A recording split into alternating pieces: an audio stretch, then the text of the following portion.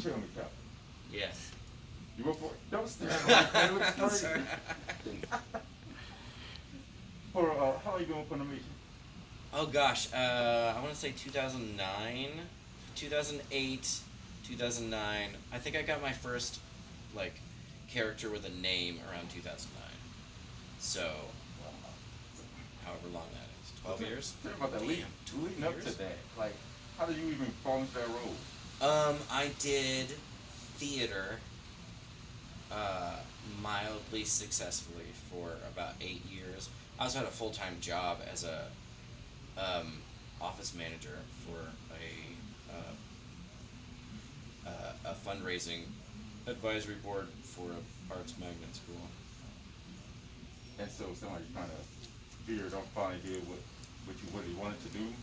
Yeah, yeah. I mean, well, and uh, if money wasn't an issue, I'd probably still be doing theater. I So understand that. just it's therapeutic, it's How, theological. I was going to ask you, how did the pandemic affect you guys? I think it did change the atmosphere a bit. There was a period of time where we all tried to adjust. Personally, as an introvert, uh, I welcomed the opportunity to just stay in my closet all day. But it is complicated. Production has slowed dramatically. It takes a lot of effort to remotely record all these things, and there's a lot of really smart um, people with a lot of tenacity at Funimation that have somehow like wrangled us all together to kind of still spit out like 18 different shows at a time sometimes. And you left from home. All of that's been recorded from home. Everything you're hearing from My Hero Academia has been recorded mostly in people's closets. Did you have a home studio already, or you had like MacGyver together? I mean, I had a. I think we all have some version. We all had some version of a closet booth that we all had to upgrade. Mine still to this day is a construction of um, uh, moving blankets and old T-shirts and pillows and sheets. Whatever you can do to dampen the sound in an area. A lot of people just get away with using their clothes. Um, so.